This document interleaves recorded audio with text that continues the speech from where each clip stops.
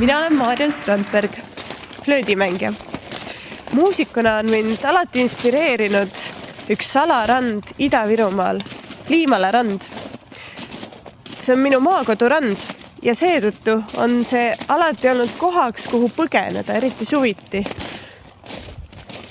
Ja salarand oli ta seetõttu, et vähemalt mulle tundus, et mitte keegi teine peale minu sugulaste ja minu enda ei tea sellest kohast mitte midagi. Alati mulle tundus, et me oleme seal oma sugulastega täiesti üksi. Lapsena see loomulikult ei meeldinud mulle põlise tallinlasele, et mu maakodu on nii kaugel. Alati ma lootsin, et äkki täna satub sinna mõni mu klassikaaslane. Ei sattunud mitte kunagi. No, et vähemalt keegi käiks ringi kastiga ja hüüaks jäätis, tšebureki. Ei hüüdnud.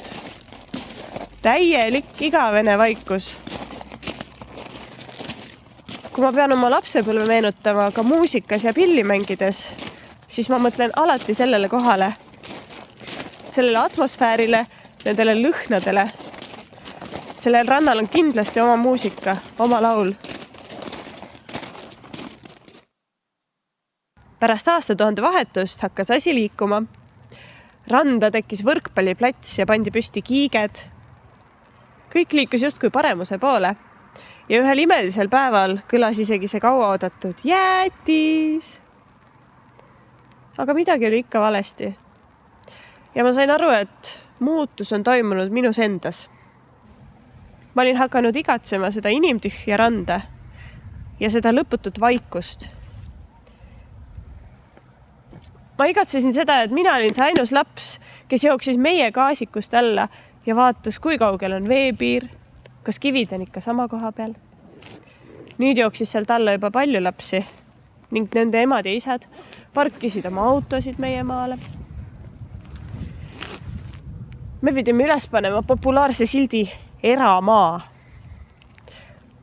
Kuid mis eramaa see rand on?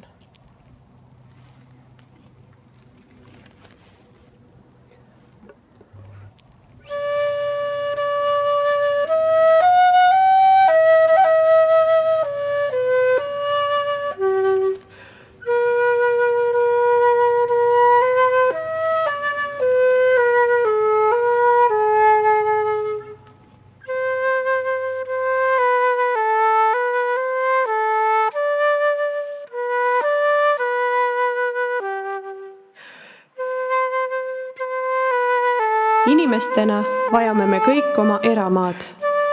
Kohta, mis on meie oma. Ja neid salakohti jääb üha vähemaks. Meie tasased rannad, metsad, sood. Samas on võimalik vastupidine liikumine.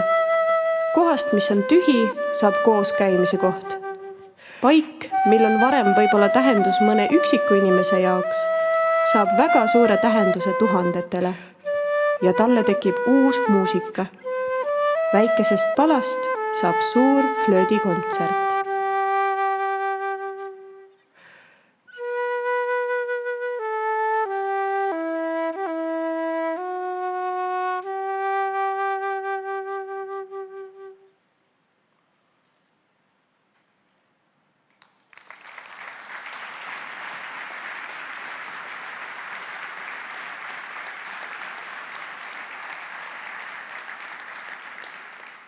Tere õhtust ka minu poolt.